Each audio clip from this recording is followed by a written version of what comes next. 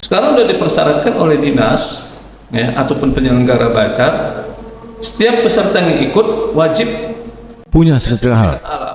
Kalau enggak ada sertifikat halal dia, nanti dulu.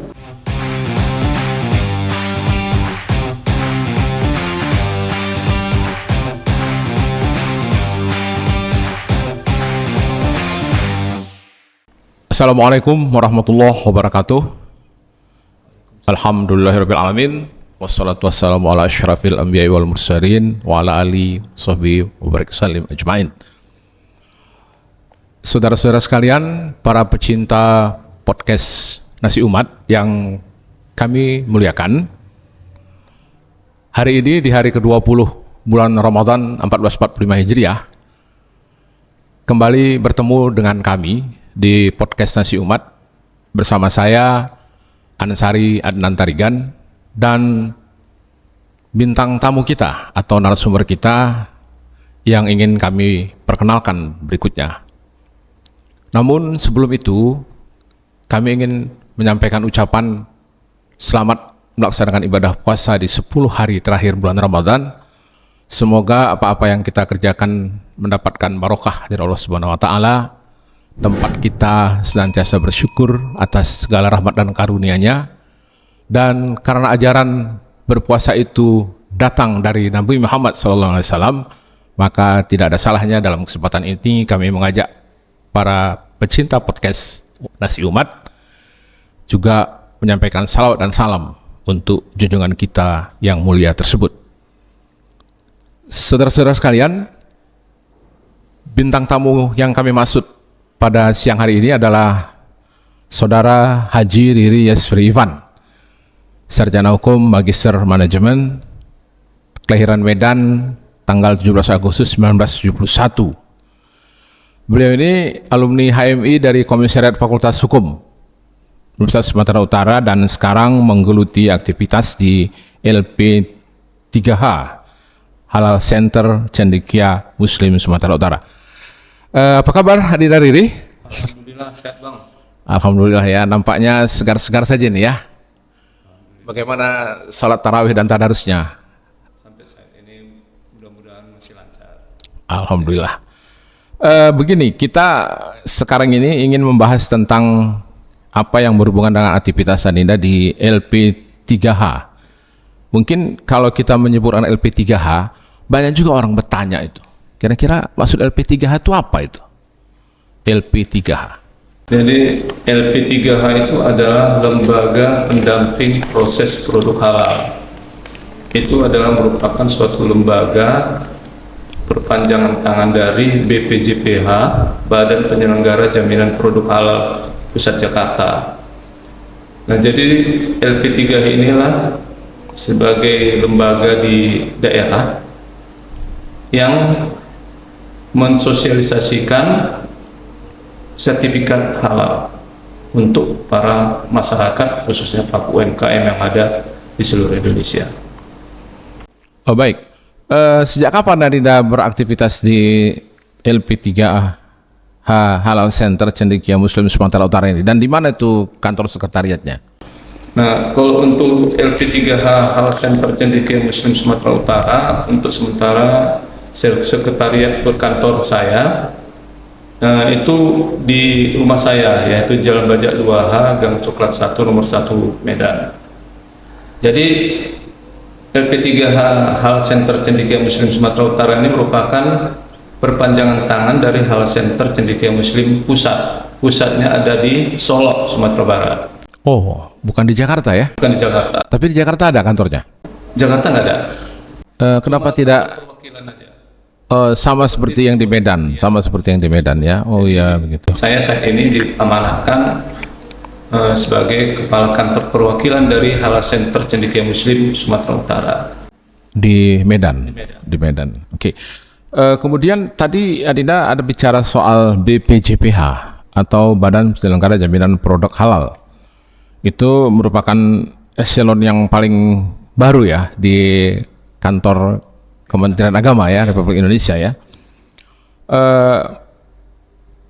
Kita pernah mendengar bahwa Kemenak menyebut MUI berwenang menetapkan kehalalan produk melalui sidang fatwa halal. Jadi sebagai pemenuhan aspek hukum agama. Nah, sedangkan BPPJH bertugas menerbitkan sertifikat halal sebagai bentuk administrasi hukum agama ke hukum negara. Jadi kalau kita lihat sertifikat atau katakanlah stiker halal itu, kenapa tidak atas nama BPJPH itu, tapi kenapa kok atas nama MUI? Ini mungkin kalau bagi yang tidak tahu mungkin tidak masalah, tapi kalau bagi yang tahu mungkin akan ada pertanyaan, apa perbedaan antara keputusan MUI dengan keputusan BPPJH itu tentang sertifikat halal? Nah, jadi begini, BPJPH, Badan Penyelenggara Jaminan Produk Halal ini berdiri pada tanggal 17 Oktober tahun 2019. Dulu, ya, sebelum ada BPJPH, sebelum tahun 2019 ini, yang menerbitkan sertifikat halal itu adalah memang MUI. Ya, memang MUI. Tapi setelah adanya BPJPH, ya, fungsi MUI di sini adalah memfatwakan secara tertulis tentang produk itu, apakah itu memang betul halal, apa tidak. Jadi peran MUI di sini adalah memfatwakan produk itu dan diterbitkan oleh BPJPH. Itu dia.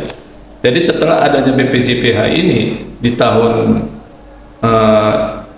2017 ini sebagai pengejawantahan dari Undang-Undang Nomor 33 Tahun 2014. Itu dia, Bang. Oke. Baik. Kalau kita bicara sertifikat, sebenarnya syarat untuk membuat sertifikat itu apa, Dinda? Syarat untuk menerbitkan, kita misalnya pengusaha nih, UMKM lah kita katakan, bergerak di bidang kuliner atau apa gitu. Kemudian ingin membuat sertifikat halal. Itu persyaratannya apa dan apakah memang ada biaya yang perlu dikeluarkan? Jadi gini, saat ini BPJPH dari sejak tahun 2019 sudah menggelontorkan program Sehati, sertifikat halal gratis, khusus untuk pelaku UMKM. Jadi kewajiban sertifikat halal gratis ini sebagai program dari BPJPH untuk pelaku UMKM. Syarat-syaratnya gampang. Yang pertama sekali adalah harus punya NIB, yaitu nomor induk berusaha. Nomor induk berusaha Ini adalah legalitas dari izin usaha dari pelaku UMKM. Dari Dinas Perdagangan, Perindustrian, atau dari sekarang sistemnya online dari OSS, Automation System. Ya, dari sistem online itu udah bisa daftar NIB. Ya, itu yang mengeluarkan kementerian atau departemen? itu di bawah DPM PTSP, perizinan. Oh iya. Nah, yang kedua harus punya usaha. Ya. Punya usaha, minimal usahanya itu sudah berjalan minimal 1 tahun dan punya minimal 1 outlet, misalnya di rumah. Kemudian syaratnya lagi adalah dia harus punya omset kurang dari 2 miliar omset penjualan dia. Omset penjualan di atas 2 miliar itu udah bukan UMKM lagi mungkin ya, sudah tidak UMKM lagi. Bukan gratis lagi dia. Dan Oh. kemudian modal usahanya itu kurang dari 1 miliar. Ya. Kalau udah di atas 1 miliar, itu udah nggak bisa yang Sehati ini, sertifikat halal gratis ini. Dan produk yang dihasilkannya adalah produk yang memang risikonya rendah. Artinya apa? Artinya bahan dari produk itu memang sudah terbukti kehalalannya. Contoh misalnya produk dia adalah kue kering atau kue basah. Produk dari kue kering, kue basah ini pada umumnya adalah tepung terigu, mentega, garam, gula, dan ini sudah bersertifikat halal dan banyak di pasaran. Itu makanya ya, inilah yang diutamakan untuk sertifikat halal gratis ini. Oke, baik. Jadi kalau kita tanya lagi ya, sebenarnya yang menjadi dasar hukum sertifikasi halal itu apa itu, Dinda? Jadi Kenapa seolah-olah itu sangat penting gitu dalam pemasaran satu, katakanlah produk yang kebanyakan mungkin berhubungan dengan kuliner ya, tidak ke produk-produk lain. misalnya kita belum pernah mendengar ada satu produk atau kegiatan traveling misalnya harus halal, itu kan nggak ada kaitannya mungkin kan. Tapi kalau yang namanya kuliner berhubungan dengan makanan, minuman, mungkin juga obat-obatan kali ya, itu harus punya sertifikasi halal. Sebenarnya dasar hukumnya itu apa itu? Jadi begini Bang, kalau untuk dasar hukum dari makanan halal ini, Ya. lihat dasar hukumnya ya dari Al-Quran surat Al-Baqarah ayat 168. Itu kira-kira isinya Allah Subhanahu Wa Taala memerintahkan kepada manusia untuk makan minum yang ada di muka bumi ini, ya asalkan halal thayyiban. Itu udah jelas di situ ayat 168. Kemudian ada lagi surat Al-Baqarah ayat 172 yang isinya sekitar Allah Subhanahu Wa Taala membolehkan manusia untuk makan dan minum, ya asalkan itu baik dan memang dihalalkan oleh Allah Subhanahu Wa Taala. Nah itu memang dasar hukum yang memang tak bisa dibantahkan lagi. Jadi atas dasar itulah makanya keluarlah Undang-Undang Nomor 33 Tahun 2014. Undang-Undang Nomor 33 2014 ini tentang jaminan produk halal. Isinya apa? Yaitu produk ya yang dihasilkan, yang beredar dan juga yang diperdagangkan di seluruh Indonesia itu wajib bersertifikat halal. Itu udah jelas. Itu hukum positifnya ya. Ya. Hukum positifnya. Dan kewajiban bersertifikat halal ini juga dituangkan di dalam Peraturan Pemerintah Nomor 39 Tahun 2021 tentang kewajiban bersertifikat halal untuk pelaku UMKM. Tadi Adinda ada menyampaikan bahwa BPJPH apa tadi? BPJPH. Itu didirikan oleh Kementerian Agama atau oleh pemerintah atau oleh siapa itu mendirikan BPJPH itu? BPJPH ini didirikan Pada tanggal 17 Oktober 2019. Nah, 2017. 17 Oktober 2017 ya? 2017 oke. berdiri, ya kan? Itu berdiri di masa pemerintahan SBY. Di masa pemerintahan SBY. Dan ini sebenarnya di dalam lingkungan dari Kemenak. Kemenak, ya. Ya, dalam lingkungan Kemenak. Tugasnya adalah untuk memprakarsai penerbitan sertifikat halal ini yang dulunya MUI. Nah, kemudian tahun 2019, 17 Oktober 2019, disitulah mulai dilancarkan tentang sertifikat halal ini. Jadi ada rentang waktu memang 2 tahun. Bagaimana himbauan-himbauan ya? Dari terbitnya Undang-Undang tahun 2014, Undang-Undang Nomor 33 tahun 2014, muncul BPJPH tahun 2017, 17 Oktober 2017. Kemudian 17 Oktober 2019 mulailah dilancarkan tentang sertifikasi halal ini. Ya. Nah, dari 2019 sampai dengan sekarang inilah dia dilancarkan tentang kewajiban, dan tahun 2021 itu udah mulai dilancarkan tentang sertifikasi halal gratis untuk pelaku UMKM. Itu berapa persen yang sudah tercover pemilik usaha UMKM itu memanfaatkan sehati tadi? Nah, jadi untuk ini, untuk sertifikasi halal gratis ini, untuk Sumatera Utara itu memang masih, menurut data BPJPH, untuk Sumatera Utara itu baru sekitar 32.000 yang terbit sertifikat halal. Dari berapa UMKM? Ratus ribu ya pelaku usaha UMKM di Sumut ini, tapi baru 32.000 itu menurut data terakhir dari BPJPH. Untuk Kota Medan aja itu baru 6.112. Dari berapa pengusaha UMKM yang ada yang terdaftar? Dari pelaku usaha UMKM yang ada di Medan. Adinda tahu tuh kira-kira jumlah jumlah yang tidak pastinya lah begitu. Ya, untuk Sumut itu sekitar ratusan ribu. Ratusan ribu ya, tapi masih 6.000. Jadi berapa persen itu? Masih sedikit sekali lah kalau begitu ya. Untuk Kota Medan itu kan 6.112. Untuk Sumut baru 32.000. Untuk Kota Medan aja udah ribuan juga. Sudah ribuan ya. Peminat untuk melakukan pengurusan sertifikasi halal itu gimana? Karena begini. Kalau sertifikat tanah ya, mungkin Adinda pernah dengar juga tentang sertifikat tanah. Itu kalau kita mengikuti prosedur tidak terlalu mahal dan tidak bertele-tele, kan begitu.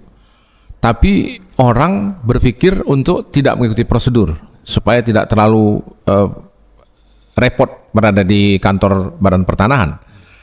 Tapi sebagian masyarakat itu juga ingin mendapatkan kesempatan prona. Prona itu jauh lebih murah gitu. Nah, dengan sehati ini bagaimana masyarakat UMKM meresponnya gitu? Apakah mereka langsung memenuhi semua persyaratan-persyaratan itu, memperjuangkan persyaratan-persyaratan itu, kemudian datang ke lembaga-lembaga seperti yang Adinda pimpin di Sumatera Utara ini, atau mereka cuek saja? Dan kalau seandainya cuek saja, kira-kira apa alasan psikologisnya makanya mereka cuek saja? Karena kalau dari jumlahnya kita tengok, nampaknya ibu-ibu ini tak begitu, artinya cuman ini sajanya, mana mungkin pula periksa-periksa orang tuh halal. Tidak hanya orang tuh tahu aku ini seorang muslim misalnya kan. Di kompleks kami itu ada tuh beberapa usaha-usaha rumahan. Kalau melihat dari modalnya mungkin tidaklah sampai 1 M, karena dia memanfaatkan pekarangan rumahnya saja gitu. Dan dia menjual takjil, menjual yang lain-lain gitu. Dan itu kan semuanya dalam bentuk makanan. Di bulan Ramadan ini Adinda tahu ya, bagaimana minat masyarakat terhadap makanan-makanan itu kan.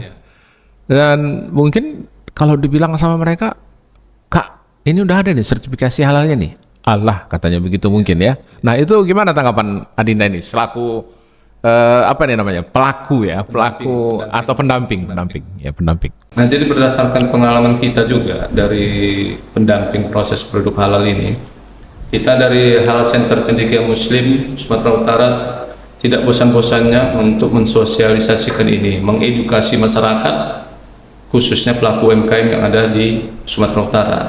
Kita di Halal Center Cendekia Muslim ini untuk khusus Sumatera Utara itu ada 125 pendamping yang menyebar di seluruh Sumatera Utara dan terus sosialisasi. Dan untuk mensukseskan ini memang tidak terlepas dari peran dari stakeholder kita, pemerintah ya, baik itu melalui dinas-dinas koperasi dan sebagainya.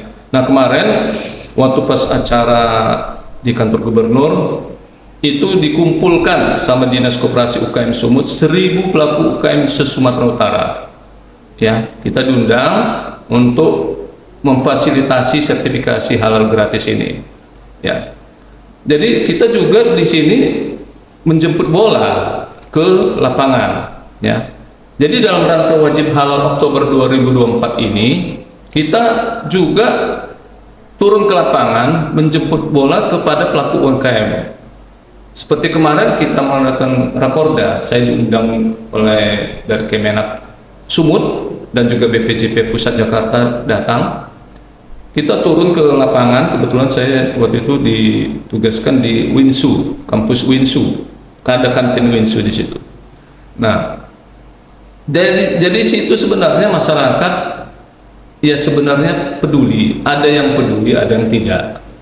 Ya, seperti yang Bang An bilang, dia tidak peduli, ngapain lah urus-urus halal, aku kan yang penting jualan, laku, yang penting usahaku, tiap hari aku makan. Nah, sebenarnya ini manfaat halal, sertifikat halal ini manfaatnya besar sekali sebenarnya untuk pelaku UMKM yang tidak mereka sadari. Itulah yang selalu kita tekankan pada sosialisasi.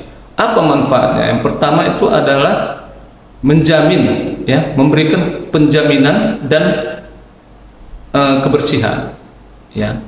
Jadi di situ produk pelaku UMKM bisa menjamin dengan adanya sertifikat halal ini akan kebersihannya, ya. Bersih belum tentu halal, tapi kalau halal itu sudah pasti bersih. Kalau bersih bisa jadi itu sudah pasti sehat ya. Iya. Kalau halal itu udah pasti sehat dan bersih. Itu dia. Jadi itu menjamin kebersihan dan kepastiannya, gitu. Kemudian yang kedua, memberikan nilai tambah dan unique selling point. Contohnya seperti kita lihat sekarang ini, kalau untuk ikut bazar, ikut Ramadan Fair, seperti sekarang ini ramai Ramadan Fair. Sekarang sudah dipersyaratkan oleh dinas, ya, ataupun penyelenggara bazar, setiap peserta yang ikut wajib punya sertifikat halal. Kalau enggak ada sertifikat halal dia, nanti dulu. Jadi itu merupakan seleksi alam ya? Iya. Nah, itulah yang harus kita sadarkan kepada masyarakat ini. Tapi dengan adanya pemerintah sudah menetapkan seperti itu, ya mau tidak mau mungkin secara perlahan-lahan akan disadari juga masyarakat. Apa manfaat yang lain lagi untuk sertifikat halal ini? Dapat memberikan jaringan yang luas. Ya, jaringan yang luas ini, kalau kita mau memasukkan produk kita ke supermarket, minimarket, Indomaret, Hypermart, Alfamart, Alfamidi, mereka juga meminta label halal ini, sertifikat halal ini, gitu. Dan satu lagi adalah untuk memberikan kepercayaan kepada masyarakat. Dengan adanya sertifikat halal ini, masyarakat atau konsumen percaya akan produk itu memang betul-betul halal. Tidak ragu lagi dia, tidak ada keraguan-keraguan bahwasanya produk ini halal. Taunya kita bahwasanya produk ini milik orang Muslim. Ya, yakin kita. Tapi untuk meyakinkan itu secara legalitas itu memang betul-betul halal, itu ada label halalnya. Begini, level dari pelaku UMKM ini kan juga bermacam-macam ya. Iya. Ada yang masih pemula, ada yang dadakan atau musiman gitu ya. Nah, ini sering kita jumpai di musiman-musiman seperti bulan Ramadan ini. Ketika kita datang ke satu pedagang, kita tanya, "Kak, ini kue berapa?" "Yang ini 5.000," katanya. "Yang ini, Kak, yang ini 2.003," katanya. "Wah, ini nggak dapat sertifikasi halal ini, Kak, yang 2.003 ini." "Lah enggak lah, kenapa mesti pula perlu sertifikasi halal?" "Ya, Kak, sekarang kan udah 2024, Kak. 2023 ini udah 11 tahun yang lalu loh," kita bilang. "Oh, maksudnya itu bukan tahunnya," katanya, "tapi harganya Rp2.000 itu 3 potong," katanya gitu. Kita mau mencandainya supaya untuk memberikan kesadaran gitu, bahwa apapun ceritanya, kecil atau besarnya sebuah usaha itu, ya apalagi Indonesia kan udah terkenal dengan negara yang penduduknya mayoritas Muslim kan. Jadi itu memang merupakan satu kewajiban.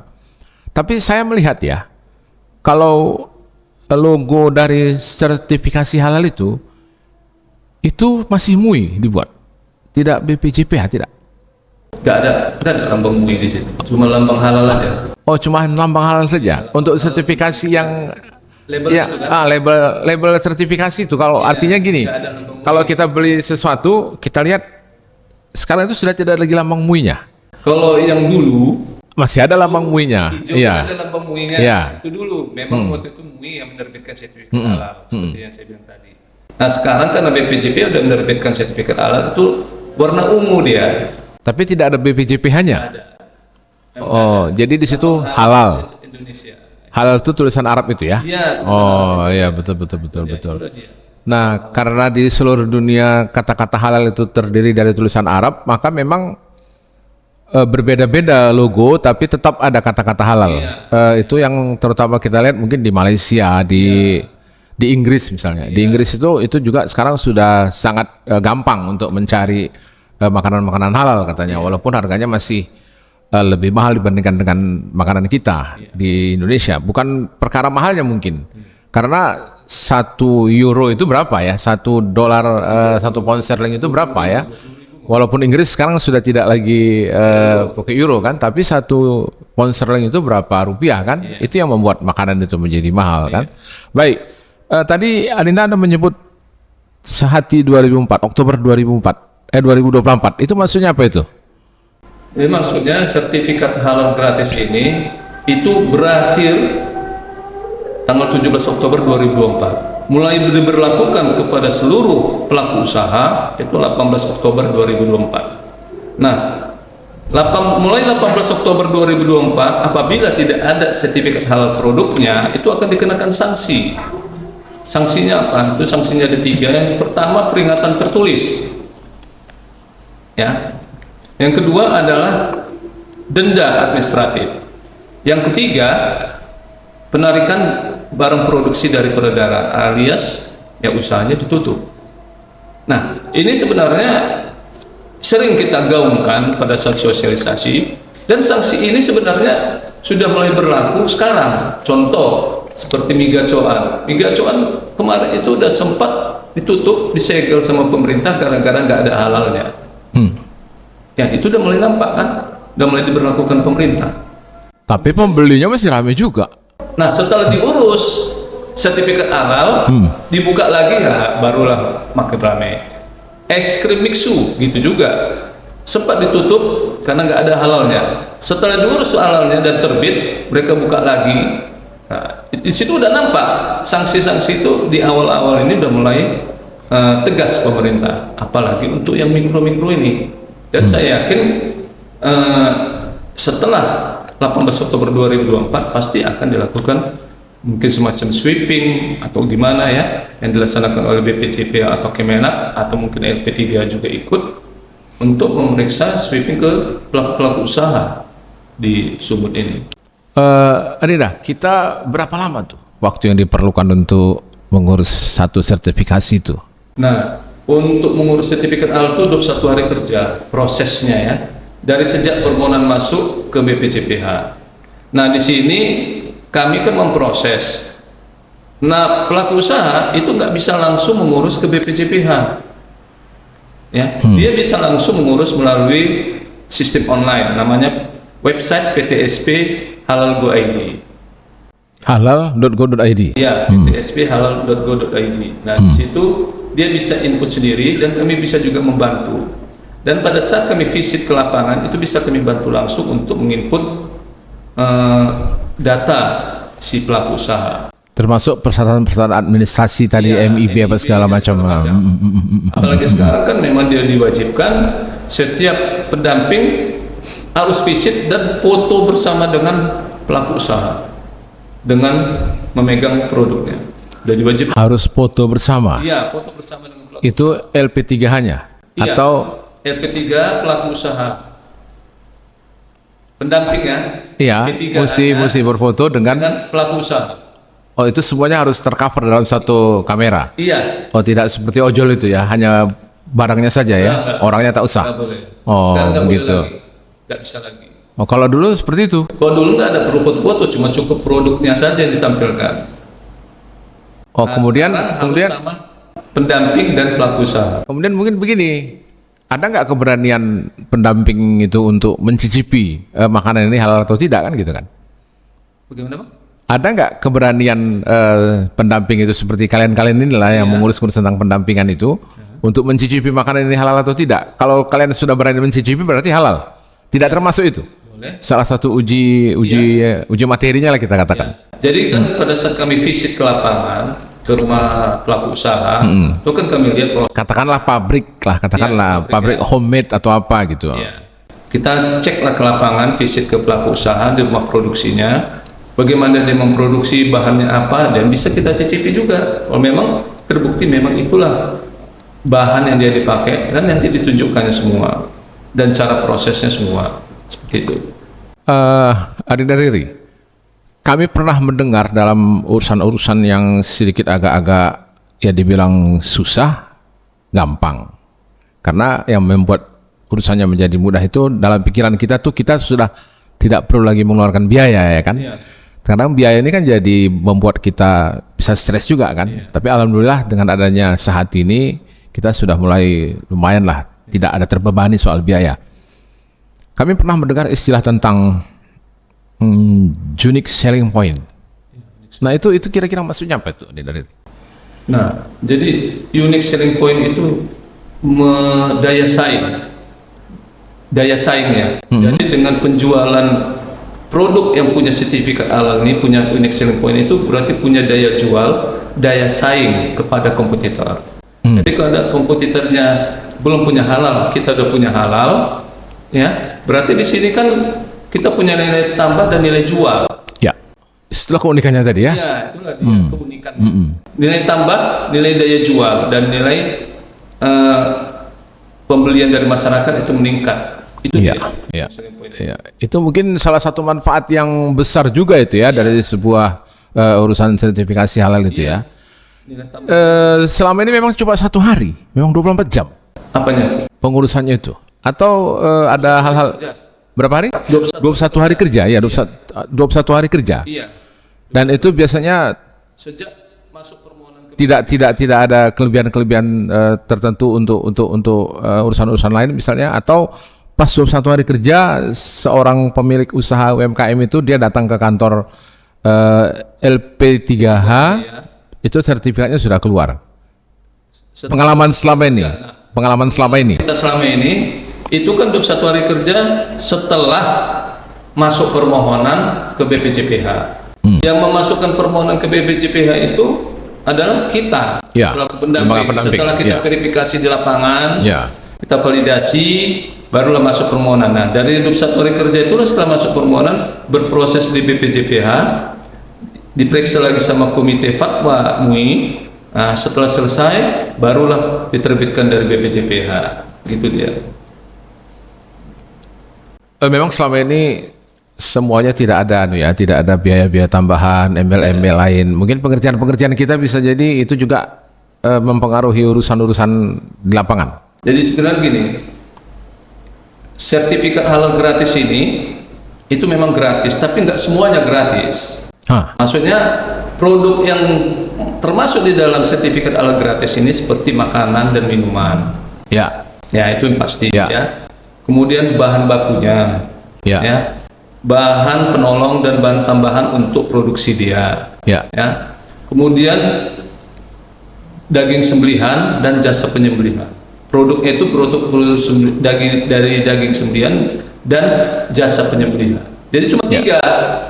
Oh, itu yang gratis. Itu yang gratis. Selebihnya kalau untuk air minum isi ulang misalnya, kemudian Obat-obatan, ayam obat potong, batuk, ya, obat apa ya? ayam potong.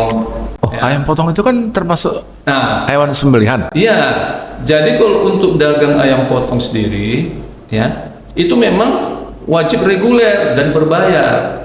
Di luar dari yang tiga tadi itu harus berbayar. Dan bukan LP3H lagi ranahnya. Oh, tidak ke lembaga yang Enggak. sekarang Adinda lagi Lembaga tangani LPH ini ya. namanya. Apa namanya? LPH, Lembaga Pemeriksa Halal. Oh, jadi dia tuh tidak ada lagi istilah didampingi ya, langsung diperiksa. Mungkin begitu Ya. dari sisi harfiahnya mungkin ya, Ya. tugas-tugasnya di lapangan Jadi ya. kalau udah risikonya kan udah risiko tinggi ya. Ya. Kenapa? Macam daging ayam potong yang dipajak-pajak itu ya di pasar ya. Itu kan masih banyak itu yang belum ada halalnya. Ya. Karena mungkin satu karena kurang sosialisasi juga dan memang karena berbayar. Dan Ya. itu memang nggak sedikit juga biayanya seperti itu. Oh, besar ya. Besar. Meskipun tidak etis, tapi kira-kira range-nya tuh antara berapa sampai berapa itu? Mungkin sekitar 55 juta. Oh, Ya, 5 juta. dengan usaha sekecil itu mungkin mereka berpikir untuk apalah ya. Nah, seperti itulah. Toh pelanggan kan tidak kurang. Iya. Ya kan? Kemudian kalau kita bicara tentang unique selling point tadi, pergilah ke tempat abang itu sudah halal itu. Halal, iya. Atau nggak usah ke tempat abang itu nggak halal itu. Nggak ada yang seperti itu kita ngomong di rumah kita dengar kan?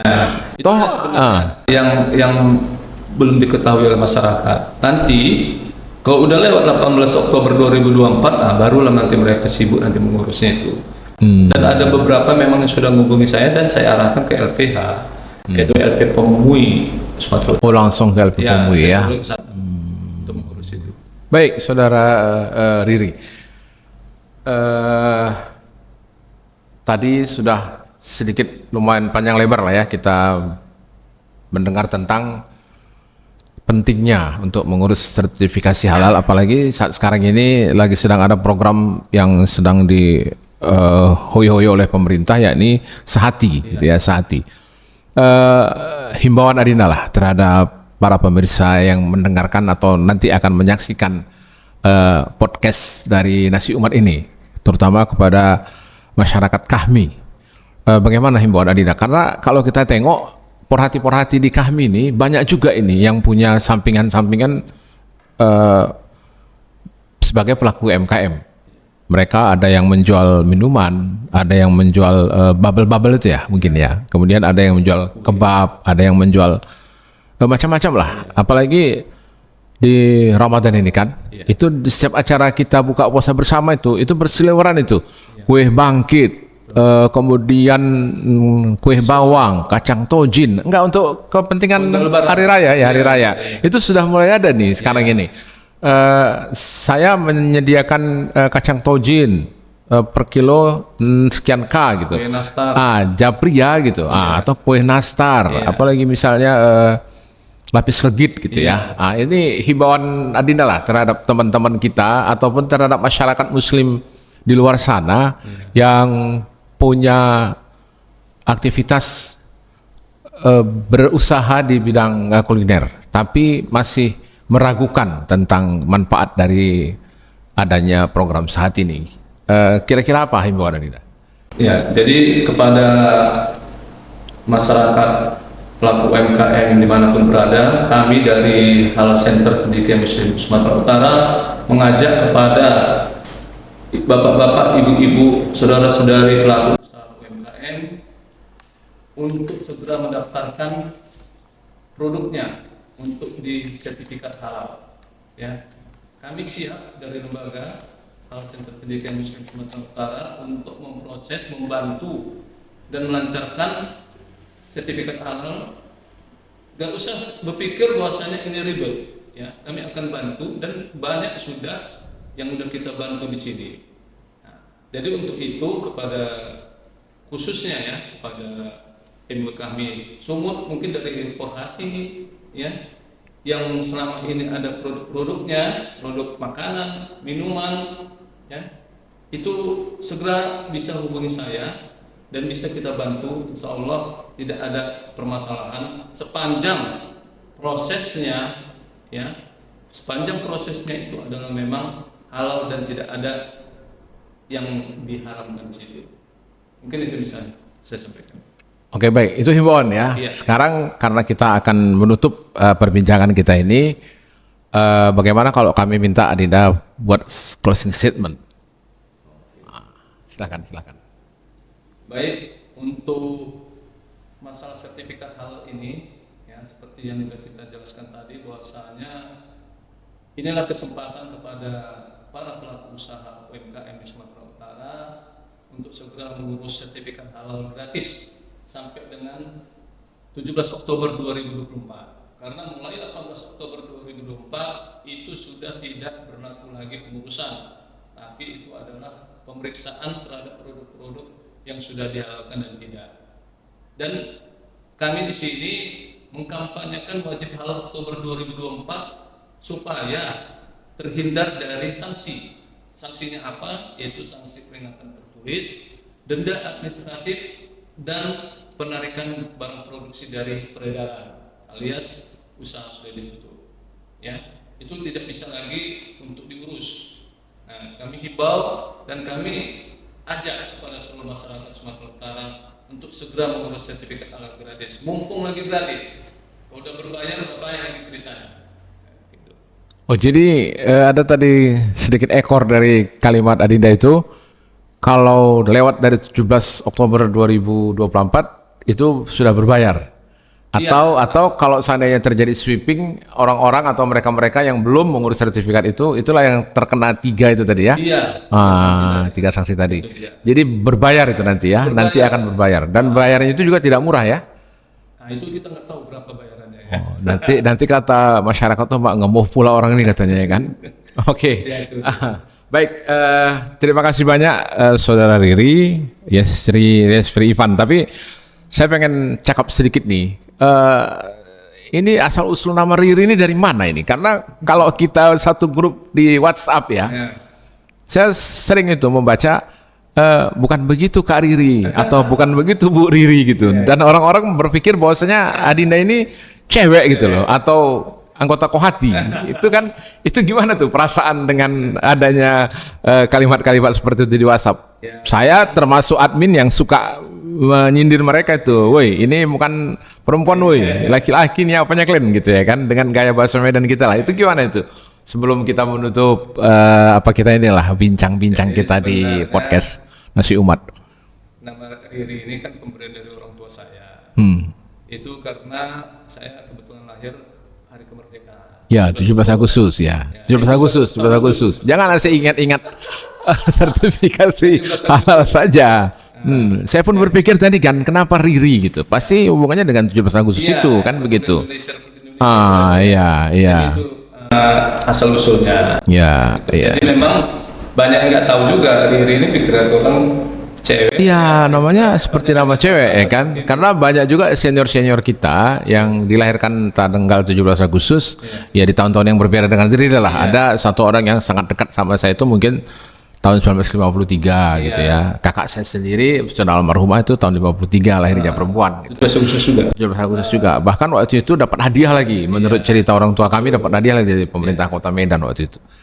Ya itu mereka tidak ada yang membuat nama anaknya seperti Adinda ini kan. Nah ketika dipanggil pun ya kalau Riri, Riri lagi kan gitu. Nah, tapi kenapa tidak dipanggil Ivan kan gitu kan? Itulah dia keunikan tadi ya. Baik. Ya, itu poin. Baiklah para pecinta podcast dari Nasi Umat yang kami sayangi.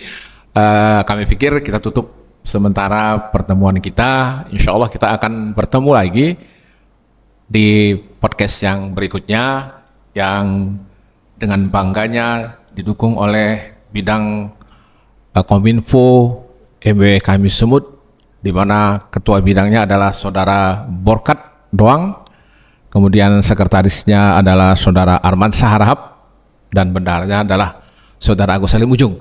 Kita berterima kasih sekali nih atas kesempatan yang diberikan oleh MW kami Sumut terhadap kita ini untuk menyampaikan hal-hal yang penting bagi kebutuhan masyarakat, terutama umat Islam dan keluarga besar kami pada umumnya. Kami akhiri dengan mohon maaf atas segala hal-hal yang kurang berkenan. Insya Allah bertemu lagi. Billahi taufiq wal hidayah. Wassalamualaikum warahmatullahi wabarakatuh. Semangat.